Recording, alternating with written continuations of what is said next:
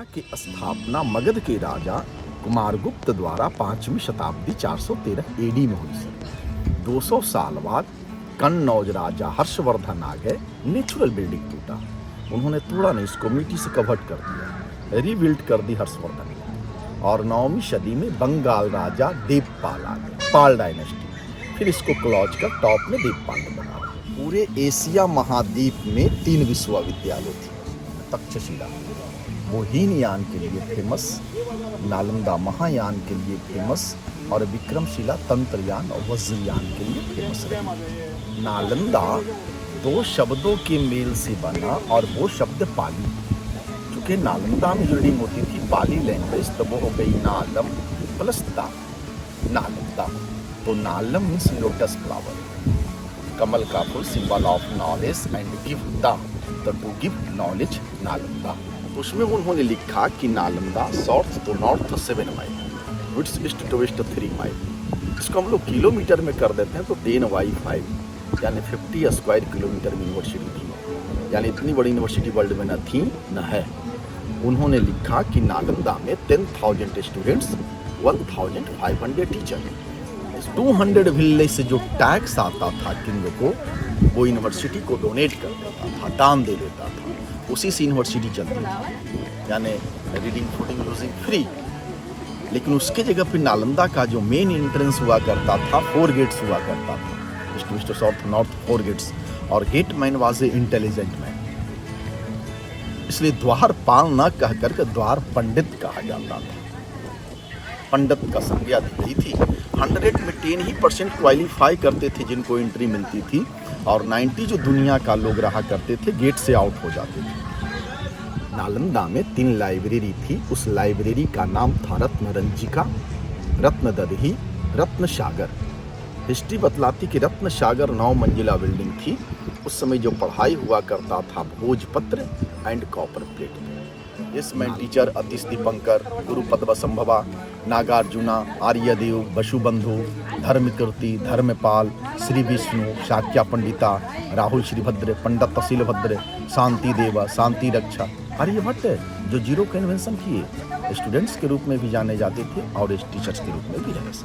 1197 में 12वीं सेंचुरी में बख्तियार खिलजी द्वारा नालंदा पे अटैक हो गया।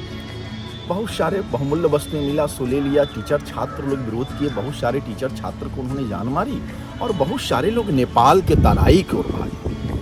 नालंदा विश्वविद्यालय में आग लगा दी, जिसमें नालंदा 6 मंथ तक जलता रहा।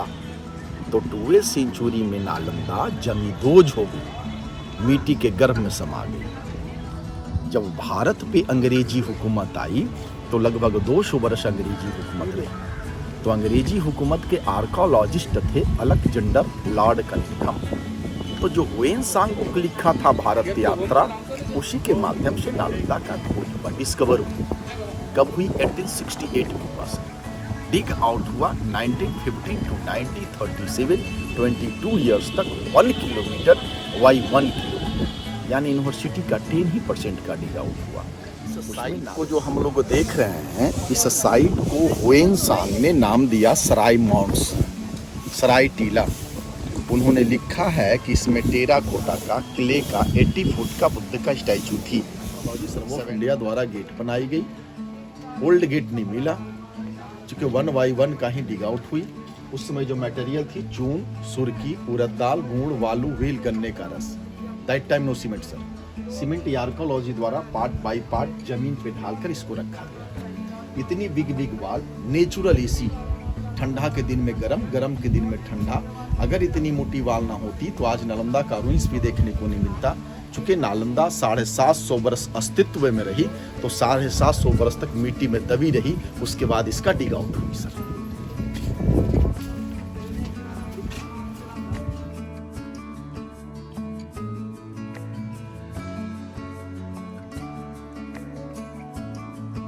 सेंटर हो गई। इस पे टीचर लोग स्टेप बाय स्टेप लोग बैठते थे और मेडिटेट करते थे। उसमें बोला जाता था कि मेडिटेशन करने से नॉलेज, स्मरण शक्तियाँ बढ़ती थी। तो सब टीचर्स प्लेटफार्म हो गई ज्ञान करने का। अब हम लोग को सर ये plan of the excavated remains at Nalanda. Nalanda sir जो डिग आउट हुई, तो मैंने फर्स्ट टाइम में बोला 2 पार्ट में मिली। 1 पार्ट विहार, रीडिंग फूडिंग लूजिंग विहार, जिसको मोनास्ट्री बोले। And second part sir चैत्यास means temple. हाँ, तो ये 5 टेम्पल मिली 1 किलोमीटर में। 1 2 3 4, एक 5 जो मैंने आगे लाइक बोला था।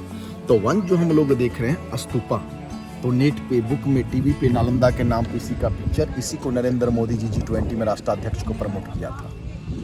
सेकंड टेम्पल जो हम लोग देख रहे हैं सर, वो जो ग्रास जमा हुआ टीला जैसा, वो सेकंड टेम्पल है। थर्ड जो देख रहे हैं सर, उसी लाइन में खजूर ट्री के पास में। फोर्थ जो देख रहे हैं सबसे लास्ट हो गई। ये जो हम लोग देख रहे हैं सब सारा स्टूडेंट्स से, स्टूडेंट्स रूम जो मैं चल के दिखाऊंगा, है ना।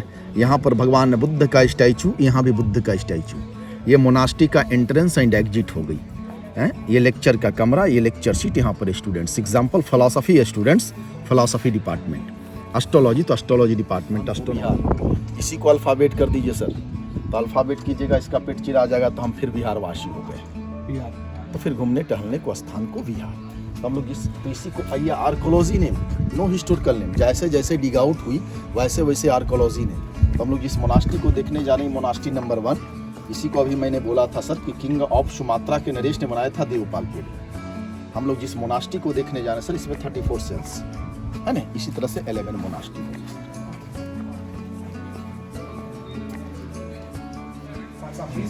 इसके नीचे 500 AD का बिल्डिंग बोलो है ना, एवरेट। इसके नीचे 500 AD का बिल्डिंग जो मैंने आगे दिखाया। तो 500 AD में यूनिवर्सिटी चलती थी, समझ में आई। 700 AD आई, नेचुरल बिल्डिंग टूटा, इसको मिट्टी से कवर्ड कर दिया, तोड़ा नहीं, कवर्ड कर दी, रीबिल्ड की हर्षवर्धन। ये जो बिल्ड दिखाई दे रही है, यहाँ से लेकर के 12 फुट तक हर्षवर्धन ने बनाई। कि हर्षवर्धन कार्ड होगी तो हर्षवर्धन यूनिवर्सिटी चलने लगी। 900 AD आई, देवपाल आ गए, फिर इसी तरह इसको क्लॉस का टॉप में देवपाल ने बनाया। तो सर ये 900 AD का डोर हो गई, जो मैं अभी बोला 900 AD का कॉरिडोर। तो बख्तियार खिलजी जो डिस्ट्रॉय किया सर, वो 9 को किया, चूंकि रनिंग में 9 थी, ये तो कवर्ड थी ना, उसको क्या पता 5th ऑफ 7 भी है। ये तो आर्कोलॉजी डिग करके दिखला रहे कि 5th का, 7 का, 9 का culture, Indian culture. 1 room 1 students, तो हिमसेल्फ बुक्स वो साइड में है ना।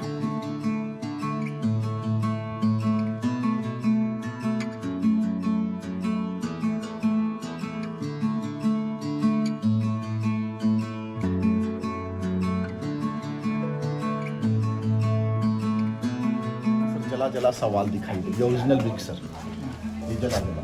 ये सर कंजर्वेशन, ये SI 2015 तो कंजर्वेशन पार्ट सर को लॉस होगा।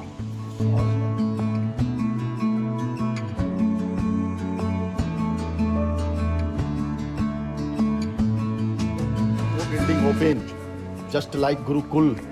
इसी नालंदा के तर्ज पे आज भी पढ़ाई होती है, शांति निकेतन, रविंद्रनाथ टैगोर विश्वविद्यालय कोलकाता। तो सर जिस पे हम लोग हैं, ये 500 AD का लेक्चर सीट होगी, इस पे टीचर, और इस ब्लॉक का 34 स्टूडेंट्स लोग हैं। तो 5th सेंचुरी में ये और ये होगी, ये सब नहीं थी। 700 AD आई, लेक्चर सीट वो हो गई, 34 स्टूडेंट्स इस पे आ गए। 900 AD आई, फिर कवर्ड होगी सर, तो लेक्चर सीट वो हो गई और स्टूडेंट्स यहाँ आ गए सर। तो 975।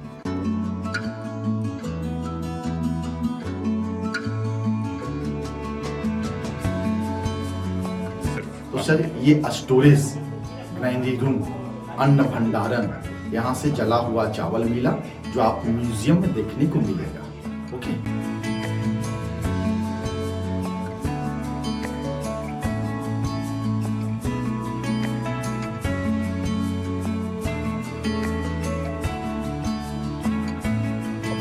BC 600 BC में भगवान बुद्ध और भगवान महावीर दोनों समकालीन एट ए टाइम। भगवान बुद्ध का जो वर्थ था 563, और डेथ 483, महावीरा का 540 और डेथ 468, 72 महावीर 80 बुद्ध।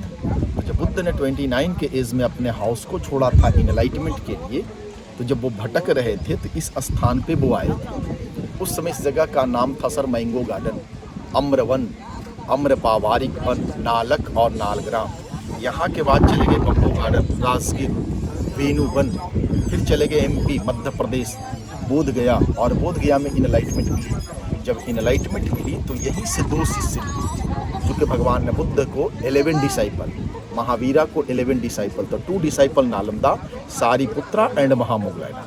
महामुगलैना बौद्ध प्रचार प्रसार करने के क्रम में डेथ कर गए मध्य प्रदेश में। वहीं पे उनका आयस को रखकर स्तूप बना दी गई, जिसको हम लोग सांची स्तूप कहते हैं। सारीपुत्र का जन्म नालंदा के नालक ग्राम में हुई। जिस कमरे में जन्म हुई उसी कमरे में मृत्यु हुई, और जिस डे बर्थ उसी डे डेथ। तब से ये बौद्ध पवित्र स्थल के रूप में लोग जानने लगा। सर, कार्तिक पूर्ण समझना है, बिफोर क्राइस्ट में अशोका ने एक बौद्ध विहार का निर्माण किया। एडी आई, गुप्ता का टाइम आया, महाविहार हो गई, यूनिवर्सिटी हो गई। यही 2 लाइन में समझना है सर। तो ये जो हम लोग ऊंचा ऊंचा जो देख रहे हैं सर, ये शारीपुत्रा स्तूपा हो गया। सारीपुत्र जी को आयस को रखकर यह स्तूप बनी है। 7 टाइम में बनी, 4 अंडरग्राउंड, 1 लोकल, 2 माउंट, सम्राट अशोक तो ग्राउंड लेवल में चले। और ये जो हम लोग सीढ़ी देख रहे हैं जहाँ से वृक्ष का निर्माण है, वहाँ तक कुमारगुप्त, वही वृक्ष लास्ट हर्षवर्धन, टॉप में दीपपाल। और जिस तरह से हम लोग ठाकुरवाड़ी, मंदिर, मस्जिद, गुरुद्वारा में मन्नतें मांगते हैं, उसी तरह जो बौद्धिस्ट लोग शारीपुत्र के समीप में दैट टाइम जो मन्नतें मांगता था, मन्नतें पूरी होती थी, सब मनौती स्तूप, ओटी वस्तु। इसलिए कि इनको बौद्ध धर्म में सारीपुत्र को धम्म सेनापति, रिलीजन मिनिस्टर। सार तत्व मेरा कहने का अभिप्राय ये हुआ सर कि अगर ये सारीपुत्र स्तूप न होती तो न ये बिहार होता, न यूनिवर्सिटी होती। डूटो सारीपुत्र के वजह से यहाँ अशोका ने बौद्ध विहार का निर्माण किया। उसके बाद एडी आई तो इसको महाविहार में कन्वर्ट कर दी। तो नेट पे, बुक में, टीवी पे नालंदा के नाम पे सारीपुत्र स्तूप ही देखने को मिलेगा। ओके।